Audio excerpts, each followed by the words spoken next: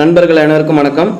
நம்ம general science ஃபிசிக்ஸில் இயக்கவியல் டாபிக் பார்த்துக்கிட்டு இருக்கிறோம். ஸோ இயக்கவியல் பக்கத்தில் பிகேவின்னு போட்டிருக்கு. அப்படின்னு என்ன அர்த்தம்? பரீட்சைக்கு கண்டிப்பாக வரும். இந்த டாப்பிக்லேருந்து கண்டிப்பாக 1லேருந்து 2 கொஸ்டின் கட்டாயம் வரும்.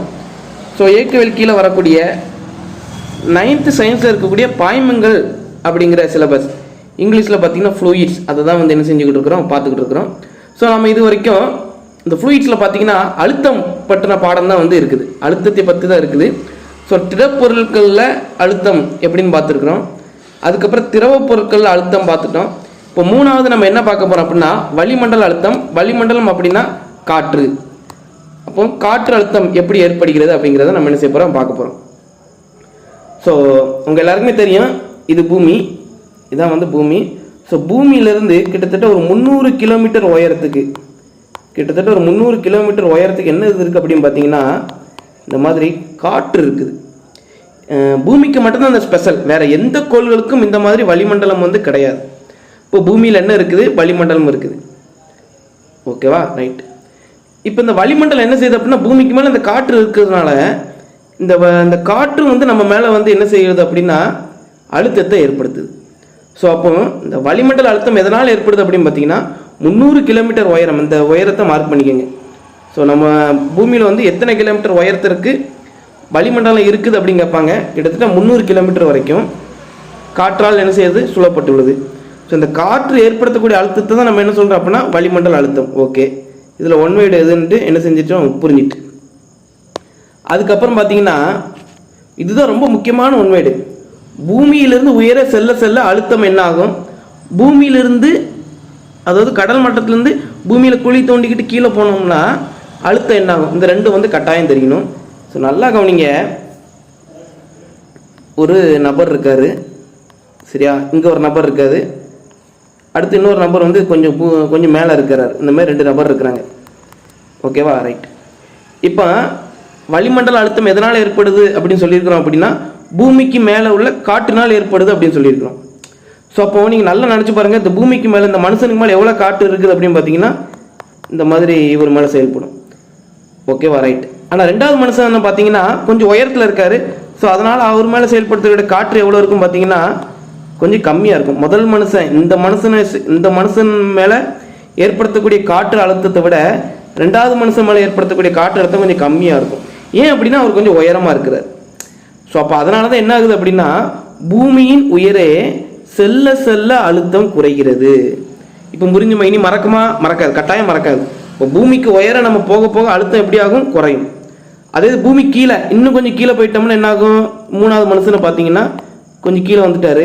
ஸோ அப்போ இவர் மேலே செயல்படுத்தக்கூடிய காற்று அழுத்தம் பார்த்தீங்கன்னா கொஞ்சம் அதிகமாக இருக்கும், ஃபர்ஸ்ட் பர்சனோட அதிகமாக இருக்கும். ஸோ அப்போ பூமிக்கு கீழே செல்ல செல்ல அழுத்தம் என்ன ஆகுது, அதிகரிக்குது. ஓகே, இப்போ இந்த டாப்பிக்கில் நமக்கு one word point of view எதுவும் பார்த்தீங்கன்னா முதல்ல 300 கிலோமீட்டரு, 2வது உயர செல்ல செல்ல அழுத்தம் என்ன ஆகும், கீழே போக போக அழுத்தம் என்ன ஆகும், இது ஒரு முக்கியமான டாப்பிக்கு. அடுத்து 3வது பார்த்தீங்கன்னா இந்த வளிமண்டல அழுத்தம் அப்படின்னு சொல்லி படிக்கிறோம்.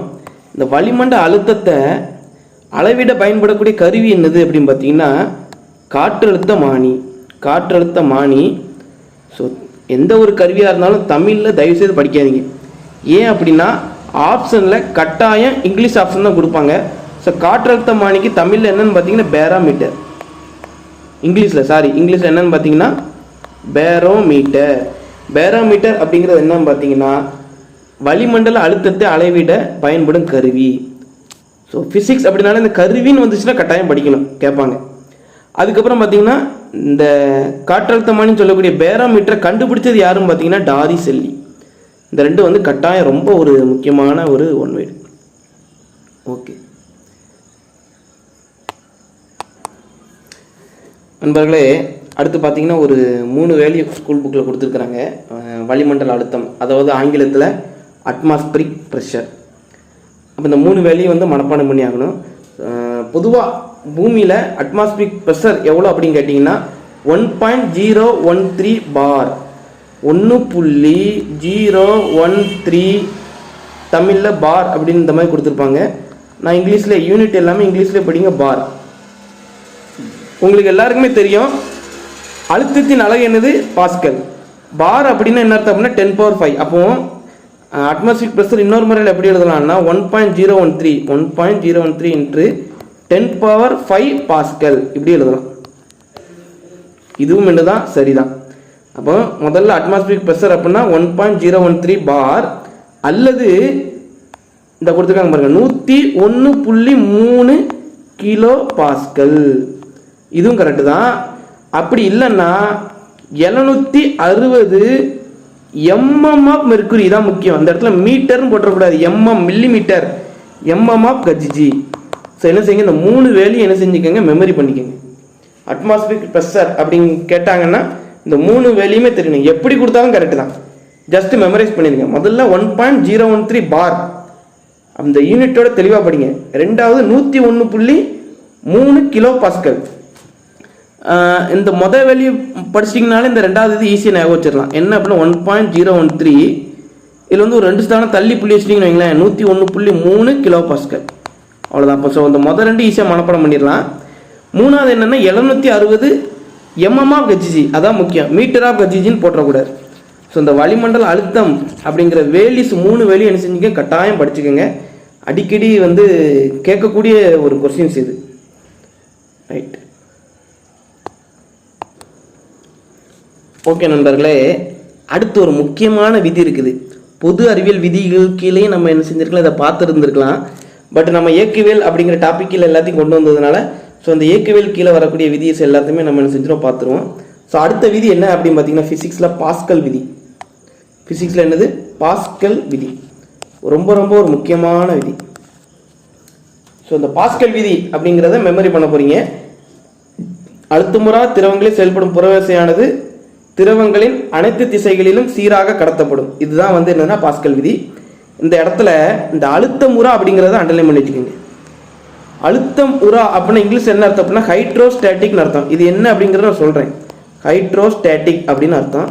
இங்கிலீஷில் ஹைட்ரோஸ்டாட்டிக், தமிழில் அழுத்தம் உரா. அடுத்து திரவம் அப்படிங்கிறத அண்டர்லைன் பண்ணிக்கோங்க. கண்டிப்பாக திரவமாக தான் இருக்கணும், வாயுவாக இருக்கக்கூடாது, திடப்பொருளாக இருக்கக்கூடாது. அடுத்து இந்த புறவிசை அப்படிங்கிறத அண்டர்லைன் பண்ணிக்கோங்க. அப்போ அழுத்தமுறா திரவங்களில் செயல்படும் புறவிசை அப்படின்னா என்ன அர்த்தம் அப்படின்னா எக்ஸ்டர்னல் ஃபோர்ஸ். External force. அதுக்கப்புறம் இந்த அனைத்து திசைகளும் அப்படிங்கிற நோட் பண்ணிக்கோங்க. அனைத்து திசைகளிலும் சீராக அப்படின்னு என்ன அர்த்தம்னா சேம்னு அர்த்தம். சேம், இங்கிலீஷில் சேம்னு அர்த்தம். ஸோ என்ன செய்யுங்க, இந்த பாஸ்கல் விதியை படிக்கிற முன்னாடி நம்ம விதி அப்படின்னாலே எதை கட்டாயம் படிக்கணும் அப்படிங்கிறத நாம் எப்போவுமே சொல்லிடுவோம்.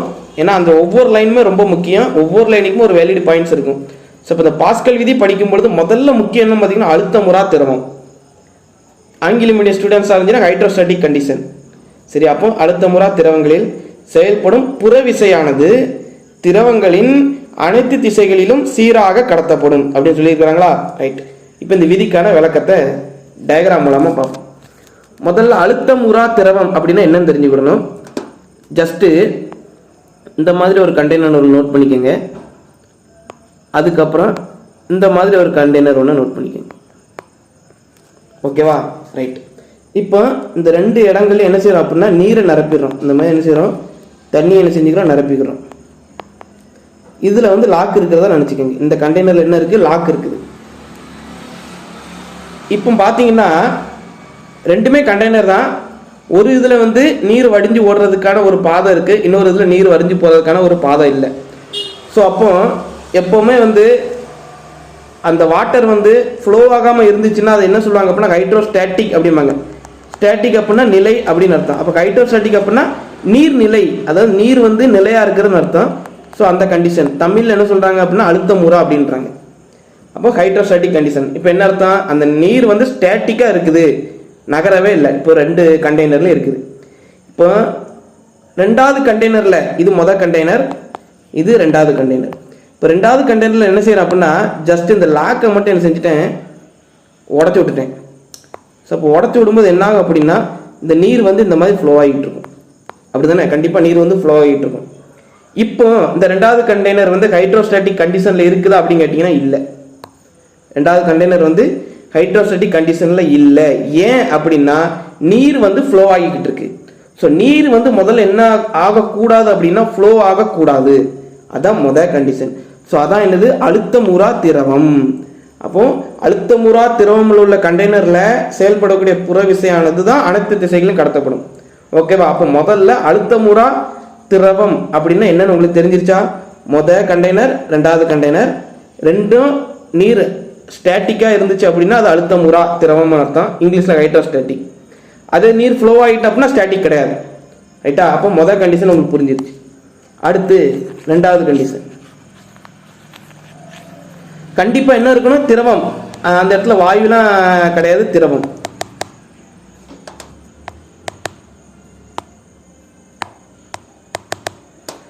Okay, right. அப்போ கண்டிஷன் என்னன்னு சொல்லியிருக்கேன்? Hydrostatic condition. அப்போ இந்த மாதிரி திரவம் இருக்குது. இது என்ன ஆகுது அப்படின்னா அசையாமல் இருக்குது. ரைட். இப்போ என்ன செய்யணும் அப்படின்னா இந்த இடத்துல ஒரு பிஸ்டன் மாதிரி ஒன்று வச்சுக்கிறேன். இந்த இடத்துல ஒரு பிஸ்டன் மாதிரி என்ன செஞ்சுக்கிறேன்? ஒன்று வச்சுக்கிறேன். ரைட். இப்போ இந்த இடத்துல இருந்து நான் அழுத்தத்தை செயல்படுத்துறேன், அதான் புறவிசை. இந்த இடத்துல இருந்து நான் என்ன செய்யறேன்? அழுத்தத்தை செயல்படுத்துறேன். அப்போ என்ன ஆகும் அப்படின்னா இந்த பிஸ்டன் இவ்வளோ தூரம் என்ன செய்யும்? நகரும். முதல்ல என்ன செய்யும்? இவ்வளோ தூரம் நகரும். அப்போ இந்த இடத்துல பிஸ்டன் இவ்வளோ தூரம் நகர்ந்துச்சு அப்படின்னா ஒரு அழுத்தம் நம்ம என்ன செய்யறோம்? கொடுக்குறோம். அழுத்தம் கொடுக்கறனால தான் அந்த நீர் என்ன ஆகுது? கீழே போகுது. பிஸ்டன் முதல்ல இந்த இடத்துல இருக்குது, ரெண்டாவது என்ன செய்யறோம்? ஃபோர்ஸ் கொடுத்து அந்த பிஸ்டனை கீழே தள்ளிட்டோம். அப்போ இப்படி கொடுக்கும்போது ஹைட்ரோஸ்டாட்டிக் கண்டிஷனில் இருந்துச்சுன்னா அழுத்தம் எல்லா இடங்களும் எப்படி இருக்குமா? சேமாக இருக்குமா? அப்போ என்ன ஆகும் அப்படின்னா இந்த பிஸ்டனும் நம்ம எவ்வளோ தூரம் கீழே நகட்டணுமோ அவ்வளோ தூரம் என்ன ஆகும் அப்படின்னா மேலே எழும்பும். எவ்வளோ தூரம் கீழே நகட்டணுமோ அவ்வளோ தூரம் என்ன செய்யும்? இன்னொரு பகுதியில் மேலே எழும்பும். ரைட்டா? இதுதான் பாஸ்கல் விதி சொல்லுது. என்ன சொல்லுது? அழுத்தமுறா திரவங்களில் செயல்படும் புறவிசையானது திரவங்களின் அனைத்து திசைகளிலும் சீராக கடத்தப்படும். இதான் முக்கியம். எல்லா திசைகளிலும் எப்படி இருக்கும்? சீராக கடத்தப்படும். சீரான அர்த்தம் சமமாக கடத்தப்படும் அர்த்தம். இதுதான் பாஸ்கல் விதி சொல்லுது. ரைட்டா? ரைட். அப்போ இந்த பாஸ்கல் விதி எதுக்கு பயன்படுத்துது அப்படின்னு பார்த்தீங்கன்னா நீரியல் அழுத்தி அப்படின்னு சொல்லுவாங்க. இங்கிலீஷில் ஹைட்ராலிக் ரேம். இது ரொம்ப ரொம்ப முக்கியமான ஒரு ஒன்வேர்டு. நீங்கள் விதியை படிக்கலைன்னா கூட பரவாயில்ல, அதனுடைய பயன்கள் கட்டாயம் படிச்சுதாங்க. ஸோ அப்போ பாஸ்கல் விதி எதில் பயன்படுது அப்படின்னு பார்த்தீங்கன்னா ஹைட்ராலிக் ரேம், இங்கிலீஷில், தமிழில் நீரியல் அழுத்தி.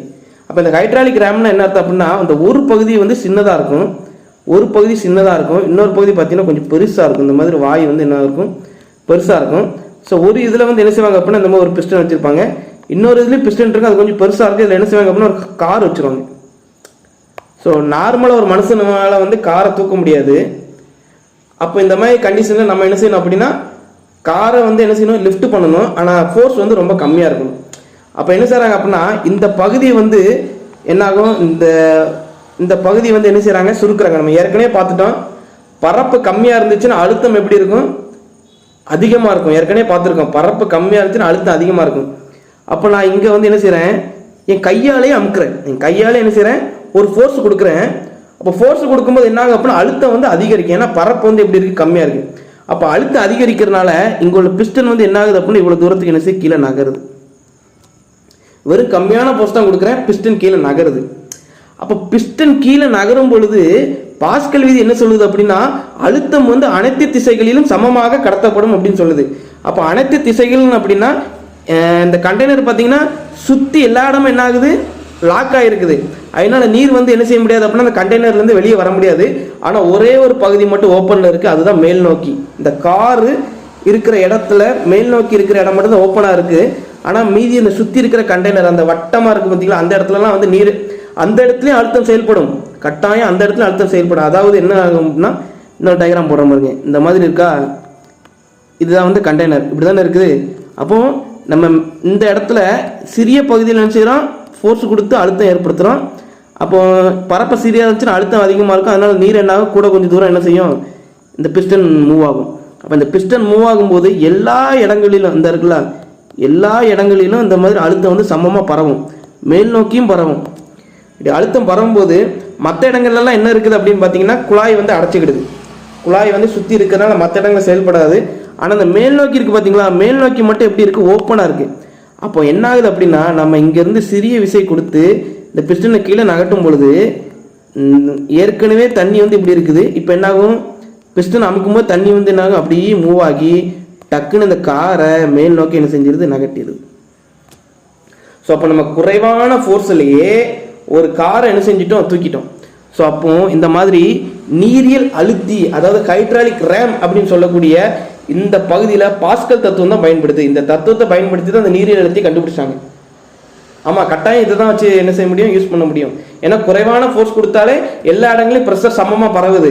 அப்போ என்ன செய்வோம், நம்ம டக்குன்னு குறைவான ஃபோர்ஸ் கொடுத்து ஒரு காரை நம்ம என்ன செய்ய முடியும், தூக்க முடியும். இதாங்க பாஸ்கல் விதியினோட தத்துவம். ரைட். அப்போ நீங்கள் இதில் படிக்க வேண்டியது என்ன அப்படின்னா பாஸ்கல் விதி. ரெண்டாவது அது எதில் பயன்படுது அப்படிங்கிறத என்ன செஞ்சுக்கோங்க, கட்டாயம் படிச்சிருங்க நண்பர்களை. அடுத்த கட்டிங் பார்த்தீங்கன்னா அடர்த்தி மற்றும் ஒப்படர்த்தி. அடர்த்தி மற்றும் ஒப்படர்த்தி. அடர்த்தி அப்படின்னா டென்சிட்டி அப்படின்னு அர்த்தம். ஒப்படர்த்தி அப்படின்னா ரிலேட்டிவ் டென்சிட்டி அப்படின்னு அர்த்தம் ஆங்கிலத்தில். ஓகே. ஒரு பொருளின் அடர்த்தியை அதன் ஓரளவு பருமனுக்கான நிறை என்று குறிப்பிடலாம் அப்படின்னு சொல்கிறாங்க. உங்களுக்கு புரிஞ்சிருச்சுன்னா ஓகே, மனப்பாடம் பண்ண முடிஞ்சுன்னா பண்ணுங்க, இல்லை அப்படி விட்டுருங்க. பட் என்ன அப்படின்னா இந்த இடத்துல ஓரளவு பருமன் அப்படின்னு என்ன அர்த்தம்னா, பருமன் அப்படின்னா வால்யூம்னு அர்த்தம். ஸோ அப்போ இந்த மாதிரி ஓரளவு பருமன் அப்படின்னா என்ன அர்த்தம்னா 1 மீட்டர் கியூப் அளவுள்ள கன அளவு, என்ன 1 மீட்டர் கியூப் அளவுள்ள ஒரு கண்டெய்னர் அல்லது 1 சென்டிமீட்டர் கியூப் அளவுள்ள ஒரு கண்டெய்னர், இந்த மாதிரி எதனாலும் எடுத்துக்கலாம், சேமாக இருக்கணும். அதான் ஓரளவு அப்படின்னு அர்த்தம். இப்போ ரெண்டுமே என்ன, இப்போ 2 கண்டெய்னர் எடுத்திருக்கேன், ரெண்டுமே வந்து அதனுடைய வால்யூம் பார்த்தீங்கன்னா என்ன அர்த்தம், சேமாக இருக்குது. அதான் ஓரளவு பருமன் அப்படின்னு சொல்லுவாங்க. ஸோ அப்போ இந்த ஓரளவு பருமனில் என்ன செய்கிறேன், ஃபுல்லாக என்ன செய்கிறேன், நீர் நிரப்புறேன். ஆமாம், இங்கே பார்த்தீங்கன்னா மண்ணெண்ணெய் நிரப்புறேன். மண்ணெண்ணெய், கெரோசின், இங்கிலீஷில் கெரோசின், இங்கே வாட்டர். அப்போ இந்த ரெண்டுக்கு நிறை சேமாக இருக்குமா அப்படின்னு பார்த்தீங்கன்னா கண்டிப்பாக சேமாக இருக்காது. வாட்டருக்கு நிறை அதிகம், கெரோசினுக்கு வந்து நிறை வந்து என்னது, கம்மி. ஸோ அப்போ இதான் ஓரளவு பருமனுக்கான நிறை, அதுதான் வந்து என்னது, அடர்த்தி. அப்போ என்ன அர்த்தம் அப்படின்னா நிறை பை பருமன், இதுதான் வந்து என்னதுன்னா அடர்த்தி. அடர்த்தி அப்படின்னு என்னன்னு கேட்டிங்கன்னா நிறை பை பருமன் அப்படின்னு அர்த்தம். ஓகேவா, ரைட். அப்போ அதனுடைய அலகு என்ன அப்படின்னு பார்த்தீங்கன்னா கிலோகிராம், அதாவது நிறையினுடைய அலகு கிலோகிராம், பருமன் அப்படினுடைய அலகு மீட்டர் கியூப். அப்போ கிலோகிராம் பெர் மீட்டர் கியூப் அல்லது கிராம் பெர் சென்டிமீட்டர் கியூப், இந்த மாதிரி எதுலனாலும் நம்ம என்ன செஞ்சுக்கலாம், அடர்த்தியின் அலகை சொல்லிக்கிடலாம். ஓகேவா, ரைட். இது உங்களுக்கு இது வரைக்கும் உங்களுக்கு இந்த கான்செப்ட் அடர்த்தி அப்படின்னா என்னன்னு தெரியல அப்படின்னா நம்ம ரொம்ப டீப்பாக போவோம்னா, நமக்கு வந்து சயின்ஸை பொறுத்தளவுக்கு என்ன செய்யணும் அப்படின்னா கம்மியாக தான் படிக்கணும். எது one wide point of view அதை மட்டும் தட்டி தூக்கணும். ஸோ இப்போ உங்களுக்கு இது வரைக்கும் புரியல அப்படின்னா, ஆனால் கட்டாயம் எதை படித்தாங்க அப்படின்னா அடர்த்தியின் அலகு படித்து தான் ஆகணும். அடர்த்தியின் அலகு என்னன்னு கேட்டிங்கன்னா கிலோகிராம் பை மீட்டர் கியூப் அல்லது கிலோகிராம் பெர் சென்டிமீட்டர் கியூப். ரெண்டையும் கன்ஃபியூஸ் பண்ணிக்கூடாது. கிலோகிராம் போட்டோம்னா இங்கே மீட்டர் தான் வரணும், கிராம்னு போட்டோம்னா சென்டிமீட்டர் கியூப் வரலாம். ஓகேவா, ரைட். இதில் வந்து என்ன செஞ்சிடக்கூடாது, கன்ஃபியூஸ் ஆகிடவே கூடாது. அதுக்கப்புறம் பார்த்தீங்கன்னா 2 வேல்யூ கொடுத்துருக்காங்க. நமக்கு சயின்ஸை பொறுத்தளவுக்கு அது தியரி படிக்கிறத விட அதனுடைய பயன்கள் அண்ட் வேல்யூ படிக்கிறது ரொம்ப முக்கியம். மண்ணெண்ணெயின் அடர்த்தி, மண்ணெண்ணெயின் அடர்த்தி எவ்வளோன்னு பார்த்தீங்கன்னா 0.8 கிராம் பை சென்டிமீட்டர் கியூப் அல்லது 800 கிலோகிராம் பை மீட்டர் கியூப். ரெண்டையும் கன்ஃபியூஸ் பண்ணிடக்கூடாது. கிராம் அப்படின்னு சொன்னால் 0.8, கிலோகிராம் அப்படின்னு சொன்னால் 800. கிலோகிராம்னு வந்தால் இங்கே மீட்டர் கியூப் தான் வரணும், கிராம்னு வந்தால் சென்டிமீட்டர் கியூப் வரணும். இதை அப்படி என்ன செஞ்சுக்கோ, நோட் பண்ணிக்கோங்க. மண்ணெண்ணெயின் அடர்த்தி 0.8 கிராம் பர் சென்டிமீட்டர் கியூப் அல்லது 800 கிலோகிராம் பர் மீட்டர் கியூப் எழுதிக்கங்க. கட்டாயம் ரொம்ப முக்கியமான ஒன்வீடு. அதுக்கப்புறம் ஒரு முக்கியமான ஒன்வீடு என்ன பார்த்தீங்கன்னா நீரின் அடர்த்தி. நீரின் அடர்த்தி, நீரின் அடர்த்தி என்னன்னு பார்த்தீங்கன்னா வெறும் 1 கிராம் பர் சென்டிமீட்டர் கியூப் அல்லது 1000, 1, 2, 3 இந்த கிராம் பர் சென்டிமீட்டர் கியூப்னு வருதா, இது கூட 1000 பெருக்கிட்டீங்கன்னா கிலோகிராம் பை மீட்டர் கியூப் இந்த மாதிரி யூனிட் மாறிடும். ஸோ ரெண்டுமே கரெக்டு தான், ஸ்கூல் புக்கில் ரெண்டுமே கரெக்டு தான் கொடுத்துருக்குறாங்க. பட் அந்த யூனிட்ல உள்ள இதுதான் ரொம்ப முக்கியம். 1 கிலோகிராம் பெர் மீட்டர் கியூப் போட்டால் தப்பாயிடும். அப்போ 1000 kilogram per metre cube 1 gram per centimetre cube. சிம்பிளாக ஞாபகம் வைக்கணும். எப்படி அப்படின்னா கிலோகிராம் தான் கிராமோட பெருசு. அப்போ எப்போவுமே கிலோகிராம் பக்கத்தில் பெரிய வேல்யூ தான் இருக்கும். மண்ணெண்ணெய்க்கு பார்த்தீங்கன்னா 800 வருது. எது 800 கிலோகிராம் பெர் மீட்டர் கியூப். அப்போ இந்த மாதிரி என்ன செஞ்சுக்கோங்க, நினைவு வச்சுக்கோங்க. கிராம் பக்கத்தில் சின்ன வேல்யூ வரும், கிலோகிராம் பக்கத்தில் அதிக வேல்யூ வரும். கிராம்னு வந்தால் சென்டிமீட்டர் கியூப் தான் வரும். ஆனால் கிலோகிராம்னு வந்துச்சுன்னா மட்டும்தான் மீட்டர் கியூப்னு வரும். அப்படி உங்களுக்கு நினைவிக்க முடியலையா, இங்கே கிராம் ஒரே ஒரு நம்பர் இருக்கா, இங்கே பார்த்தீங்கன்னா சென்டிமீட்டர் கியூப் 2 வேல்யூ இருக்குது. இங்கே பார்த்தீங்கன்னா கிலோகிராம் இருக்குது, இங்கே ஒரே ஒரு வேல்யூ மட்டும்தான் இருக்குது. கீ அப்படின்னு அர்த்தம்னா 2 நம்பர், இங்கே வந்து என்னது 1 நம்பர் அப்படின்னு வச்சுக்கோங்க. இங்கே 2 வந்துச்சுன்னா அங்கே 1 வரணும், இங்கே 1 வந்துச்சுன்னா இங்கே என்ன வரணும் 2 வரணும் அப்படின்னு வச்சுக்கோங்க. மாற்றி எப்படினாலும் நீங்கள் நினைவு வச்சுக்கலாம். ஸோ அந்த யூனிட் வந்து மறக்கக்கூடாது. அதாவது என்ன சொல்ல வர அப்படின்னா இங்கே கிராம் அப்படிங்கிறது ஒரே வேல்யூ. இப்போ கிராம் வந்துச்சுன்னா அங்கே என்ன வரணும் அப்படின்னா சென்டிமீட்டர் அப்படிங்கிற 2 வேல்யூ வரணும், 2 நம்பர் 2 எழுத்து கியூப். அதே இது அப்படி இல்லைன்னா இன்னொரு யூனிட் என்ன சொல்லுவாங்கன்னா கிலோகிராம். இங்கே 2 வந்துச்சுன்னா இங்கே என்ன வரணும் ஒரே எழுத்து மீட்டர் கியூப். இந்த 2ல் 2மே கரெக்டு தான். அதே மாதிரி இந்த கிராம் பக்கத்தில் வேல்யூ வந்து ரொம்ப கம்மியாக இருக்கும். 0.8 மண்ணெண்ணெய்க்கு 0.8, கிலோகிராம் பார்த்தீங்கன்னா 800. அப்போ இனிமேல் மறக்காதுன்னு நினைக்கிறேன். அதே மாதிரி நீர் கிராம் பக்கத்தில் என்னது 1, அதே இது கிலோகிராம் பக்கத்தில் 1000. ஸோ இந்த 2 வேல்யூ ஸ்கூல் புக்கில் கொடுத்துருக்குறாங்க. ரொம்ப ரொம்ப முக்கியமான வேல்யூ, நிறைய தடவை கேட்டுக்கிறாங்க. ஸோ என்ன செஞ்சுக்கங்க, கட்டாயம் நோட் பண்ணி வச்சுக்கோங்க. உங்களுக்கு இனிமேல் யூனிட்டும் மறக்காது. உங்களால் இந்த இந்த இதை புரிஞ்சிக்க முடியல அப்படின்னா விட்டுருங்க, ஒன்றும் பிரச்சனை இல்லை. நமக்கு தேவை அடர்த்தியின் அளவு என்ன, கிராம் பர் சென்டிமீட்டர் கியூப் அல்லது கிலோகிராம் பர் மீட்டர் கியூப். அதுக்கப்புறம் மண்ணெண்ணெய் நடத்தி என்ன, நீரின் நடத்தி என்ன, இதெல்லாம் என்ன செஞ்சுட்டோம் பார்த்துட்டோம். அப்புறம் பார்த்தீங்கன்னா இப்போ என்ன பார்க்கணும் அப்படின்னா நிறைய கருவிகள் கொடுத்துருக்காங்க. இதே பாடங்களில் நிறைய கருவிகள் கொடுத்துருக்காங்க. இந்த அத்தனை கருவியும் டிஎன்பிஎஸ்சியில் கேட்டாங்க. அப்போ இந்த இதை வந்து எவ்வளோ முக்கியம் அப்படின்னு பாருங்கள். இந்த கருவிகள் வந்து எவ்வளோ முக்கியம் அப்படின்னு பாருங்கள். இந்த கருவிகள் என்ன செய்யுது அப்படின்னா முதல்ல வந்து ஹைட்ரோமீட்டர். ஏன் இங்கிலீஷில் படிக்க சொல்கிறேன் அப்படின்னா கட்டாயம் இங்கிலீஷில் படிங்க. கருவிகள் வந்து இங்கிலீஷில் தான் கேட்பாங்க, தமிழில் கேட்க மாட்டாங்க. ஸோ ஹைட்ரோமீட்டர் அப்படிங்கிற எதுக்கு உதவுது அப்படின்னா ஏதாவது ஒரு லிக்விடினுடைய அடர்த்தி அப்படின்னா என்ன தான் டென்சிட்டி. ஸோ டென்சிட்டி அளக்கிறதுக்கு அல்லது ஒப்படர்த்தி அளக்கிறதுக்கு பயன்படுகிறது. இந்த ஒப்படர்த்தி என்னங்கிறது நம்ம அடுத்த ஸ்லைடில் சொல்லுவோம். இப்போ ஜஸ்ட் என்ன செஞ்சுக்கோங்க, நினைவு மட்டும் வச்சுக்கோங்க. ஹைட்ரோமீட்டர் அப்படிங்கிற எதுக்கு உதவுது அப்படின்னு பார்த்தீங்கன்னா ஒரு திரவத்தின் அடர்த்தியை அடர்த்தியை என்ன செய்யப்படுது அளக்க பயன்படுகிறது. அதுக்கப்புறம் என்ன கருவின்னு பார்த்தீங்கன்னா லாக்டோமீட்டர். ஸோ இந்த லாக்டோமீட்டர் எதுக்கு பயன்படுது அப்படின்னா பாலின் அடர்த்தியை அளக்க பயன்படுகிறது அல்லது பாலின் தூய்மையை கண்டறிய பயன்படுகிறது. பாலின் அடர்த்தியை அளக்க பயன்படுகிறது அல்லது பாலின் தூய்மையை கண்டறிய பயன்படுகிறது. ரொம்ப ரொம்ப முக்கியமான ஒரு கொஸ்டின், அடிக்கடி டிஎன்பிசியில் கேட்டிருக்கிறாங்க. லாக்டோமீட்டர் எதுக்கு உதவுது அப்படின்னு சொல்லி டிஎன்பிசியில் ஒரு 3 தடவையாவது இந்த கொஸ்டின் கேட்டிருப்பாங்க. அவ்வளோ முக்கியமான கொஸ்டின் இந்த லாக்டோமீட்டர். ரைட்டு.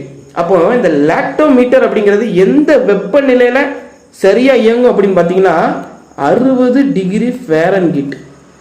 கேர்ஃபுல்லாக இருங்க, 60 டிகிரி செல்சியஸ் கிடையாது, 60 டிகிரி ஃபாரன்ஹீட். அப்போது 60 டிகிரி ஃபாரன்ஹீட் செல்சியஸில் உள்ள ஒரு பாலில் தான் நம்ம என்ன செய்ய முடியும் அப்படின்னா கரெக்டான இந்த கருவியை துல்லியமாக நம்ம என்ன செய்ய முடியும் பயன்படுத்த முடியும். ஸோ அப்போ இதையும் என்ன செஞ்சுக்கோங்க, நோட் பண்ணிக்கோங்க.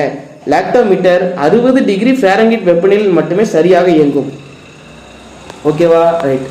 அதுக்கப்புறம் என்னன்னு பார்த்தீங்கன்னா சர்க்கரையின் அடர்த்தியை கண்டறிய பயன்படுவது. சர்க்கரை அப்படின்னா சுகர். என்னன்னு பார்த்தீங்கன்னா சாக்ரோமீட்டர். அதே மாதிரி சாராயத்தின் நடத்தி அளக்க பயன்படும் கருவி ஆல்கலோமீட்டர்.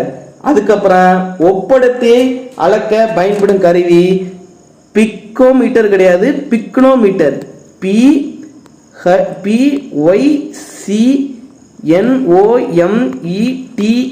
ரொம்ப ரொம்ப முக்கியமான ஒன்று. ஒப்படர்த்தியை அளக்க பயன்படும் கருவி என்னது? பிக்னோமீட்டர். அதே மாதிரி லாக்டோமீட்டரும் ரொம்ப முக்கியமான கொஸ்டின். ஸோ அந்த கருவிகளை வந்து என்ன செஞ்சுக்கோங்க, கட்டாயம் படிச்சிருங்க. அந்த இடத்துல அடர்த்திங்கிறது முக்கியம். அடர்த்தியை அளக்க பயன்படும் கருவிகள் இது எல்லாமே. ஓகேவா? ரைட். அடுத்து நம்ம இப்போ என்ன செய்ய போகிறோம் அப்படின்னா ஒப்படர்த்தியை பற்றி பார்த்துட்டு இந்த வீடியோ என்ன செஞ்சிடலாம், க்ளோஸ் பண்ணிடலாம். நண்பர்களே, அடுத்து பார்த்தீங்கன்னா அடர்த்தி ஃபுல்லாக பார்த்துட்டோம். அடர்த்தி அப்படின்னா டென்சிட்டி, ஒப்படர்த்தி அப்படின்னா relative density. So relative density அப்படின்னா என்ன அர்த்தம்னா பொருளின் அடர்த்திக்கும் 4 டிகிரி செல்சியஸ் வெப்பநிலையில் நீரின் அடர்த்திக்கும் உள்ள விகிதம். அப்படி என்ன செஞ்சிருங்க, மெமரி பண்ணிருங்க. ஒப்படர்த்தி அப்படின்னா என்ன அர்த்தம் அப்படின்னா, ஏதாவது ஒரு பொருளின் அடர்த்திக்கும் நீரின், அதாவது 4 டிகிரி செல்சியஸில் நீரின் அடர்த்திக்கும் உள்ள விகிதம் தான் என்ன அப்படின்னா ஒப்படர்த்தி. அப்போ ஒப்படர்த்திக்கு அலகு இருக்குதா அப்படின்னு பார்த்தோம்னா இல்லை. இது ரொம்ப ரொம்ப முக்கியம், இது அடிக்கடி கேட்டிருக்காங்க. கீழ்கண்டவற்றில் எவற்றிற்கு அலகு இல்லை அப்படின்னு சொல்லி கேட்பாங்க. அதெல்லாம் முதல்ல அடர்த்தி, ஒப்படர்த்தி, அதுக்கப்புறம் என்னது இருக்கு, அழுத்தம், விசை, இந்த மாதிரி கொடுப்பாங்க. ஒப்படர்த்திக்கு என்னது இல்லை அப்படின்னா அலகு இல்லை. ஏன் அலகு இல்லை அப்படின்னா மேலேயும் அடர்த்தி இருக்குது, கீழே அடர்த்தி இருக்குது. ஸோ 2 யூனிட் என்ன ஆகும் அப்படின்னா கேன்சல் ஆயிரும். அடர்த்தியோட அலகு உங்களுக்கு தெரியும், கிலோகிராம் பை மீட்டர் கியூப். அப்போ ஏதாவது ஒரு பொருளின் அடர்த்திக்கும் நீரின் அடர்த்திக்கும் யூனிட் என்ன தான், கிலோகிராம் பை மீட்டர் கியூப். அப்போ இந்த 2 கேன்சல் ஆகிறதுனால ஒப்படர்த்திற்கு அலகு இல்லை. இது ஒரு ஒன்வேடு. ரைட்டு. உங்களுக்கு இந்த ஒப்படர்த்தி ஃபார்முலா படிக்க முடியல அப்படின்னா ஜஸ்ட் லீவ் இட் பண்ணிருங்க. ஒப்படர்த்தி அப்படின்னா உங்களுக்கு என்னன்னு படிக்க முடியல அப்படின்னா ஜஸ்ட் என்ன செஞ்சிருங்க, லீவ் இட் பண்ணிருங்க. ஒப்படர்த்தி அளக்க பயன்படும் கருவி நான் படிக்க சொல்லியிருக்கேன், என்னது, பிக்னோமீட்டர். அதுக்கப்புறம் ரொம்ப முக்கியமான ஒன்வேடு, ரொம்ப ரொம்ப ரொம்ப முக்கியமான ஒன்வேடு, ஏகப்பட்ட தடவை இந்த ஒன்வேடு வந்து கேட்டிருக்கிறாங்க. எல்லாரும் ஈஸியாக ஆன்சர் பண்ணிடுவாங்க. என்ன அப்படின்னா இந்த 4 டிகிரி செல்சியஸ் அப்படிங்கிறது தான். ஸோ என்ன அப்படின்னா நீரின் அடர்த்தி பார்த்தீங்கன்னா, நீருக்கு அடர்த்தி எவ்வளோ அப்படின்னு நம்ம முன்னாடி பார்த்துருந்தோம், 1000 கிலோகிராம் பை மீட்டர் கியூப். அதுதான் வந்து என்ன செஞ்சோம், நம்ம என்ன செஞ்சு தான் படிச்சிருந்தோம். அப்போ நீரின் அடர்த்தி எப்போ 1000 கிலோகிராம் பை மீட்டர் கியூப் இருக்கும் அப்படின்னு பார்த்தீங்கன்னா இந்த 4 டிகிரி செல்சியஸ் வெப்பநிலையில் மட்டும்தான் இருக்கும். வெப்பநிலை அதிகரிச்சிச்சுன்னா என்ன ஆகும் அப்படின்னா அடர்த்தி குறையும். அதே மாதிரி வெப்பநிலை குறைஞ்சாலும் அடர்த்தி குறையும். நீருக்கு மட்டும் இந்த ஸ்பெஷல் கண்டிஷன், நீருக்கு மட்டும் இது நடக்கும். அதனால தான் நீரினுடைய அடர்த்தி எப்போ கான்ஸ்டண்டாக இருக்கும், அதிகமாக இருக்கும் அப்படின்னு பார்த்தீங்கன்னா 1000 இருக்கும். எப்போ அப்படின்னா அந்த 4 டிகிரி செல்சியஸ் வெப்பநிலையில். ஸோ இந்த இடத்துல ரொம்ப கேர்ஃபுல்லாக இருக்கணும். 4 டிகிரி ஃபேரன்ஹீட் கிடையாது. ஸோ இந்த வெப்பநிலையை தெளிவாக படிக்கணும். அதேமாதிரி சில பேர் என்ன செஞ்சுறாங்க அப்படின்னா ஆப்ஷன் ஏ இப்படி கொடுத்துட்டு -4 டிகிரி செல்சியஸ் அப்படின்றாங்க. நம்ம கண்ணுக்கு எப்படி தெரியும் அப்படின்னா இது வெறும் 4 டிகிரி செல்சியஸ் மாதிரியே தெரிஞ்சு தப்பு விட்டுருவோம். ஸோ இதையும் என்ன செஞ்சுக்கோங்க, ரொம்ப கேர்ஃபுல்லாக நோட் பண்ணிக்கோங்க, வெறும் 4 டிகிரி செல்சியஸ். ஓகேவா, ரைட். இதில் நம்மளுடைய ஒன்வேர்டு என்ன அப்படின்னா நீரின் அடர்த்தி 4 டிகிரி செல்சியஸில் அதிகமாக உள்ளது. நீரின் அடர்த்தி எவ்வளோ பார்த்தீங்கன்னா 1000 கிலோகிராம் பர் மீட்டர் கியூப். அப்போ எந்த வெப்பநிலையில் நீரின் அடர்த்தி அதிகமாக இருக்குது அப்படின்னு பார்த்தீங்கன்னா அந்த 4 டிகிரி செல்சியஸ். இதை என்ன செஞ்சுக்கோங்க, நோட் பண்ணிக்கோங்க, ரொம்ப ரொம்ப முக்கியமான ஒன்வேர்டு. ஸோ பாய்மங்கள் என்ன செஞ்சிட்டோம், தெளிவாக பார்த்துட்டோம். அடர்த்தியை பற்றி பார்த்தோம், அழுத்தத்தை பற்றி பார்த்தோம், அடர்த்தியின் அழகு பார்த்துருக்கிறோம், அப்புறம் அடர்த்தி அளக்கக்கூடிய கருவிகள் பார்த்துருக்குறோம். அப்போ சில மண்ணெண்ணினுடைய அடர்த்தி எவ்வளோ, நீரினுடைய அடர்த்தி எவ்வளோ, இந்த மாதிரிலாம் என்ன செஞ்சுருக்கிறோம், பார்த்துருக்குறோம். ஸோ உங்களுக்கு ஒரு தடவை பார்த்ததுக்கப்புறம் மறக்காது. நம்ம ஏற்கனவே சொன்ன அதே ரூல்ஸ் தான். ஒரு தடவை பார்த்துட்டிங்கன்னா மறக்காது. சயின்ஸ் என்ன எப்படி இருக்காது, கஷ்டமாகவும் இருக்காது, ரொம்ப ஈஸியாக இருக்கும். இது எதை மட்டும் என்ன செஞ்சுக்கலாம், மனப்பாடம் மட்டும் போய்க்கலாம். அதுக்கப்புறம் இந்த டாப்பிக்கில் இந்த டெஸ்ட் கொஸ்டின்ஸ் கொடுக்கும்போது கொஸ்டின்ஸ் இப்படி தான் கேட்பாங்க அப்படிங்கிற ஒரு ஐடியா உங்களுக்கு கிடச்சிரும். இதுக்கு மேலே நீங்கள் என்ன செய்ய மாட்டீங்க அப்படின்னா தப்பு விட மாட்டீங்க. ஓகே காய்ஸ், நன்றி, வணக்கம்.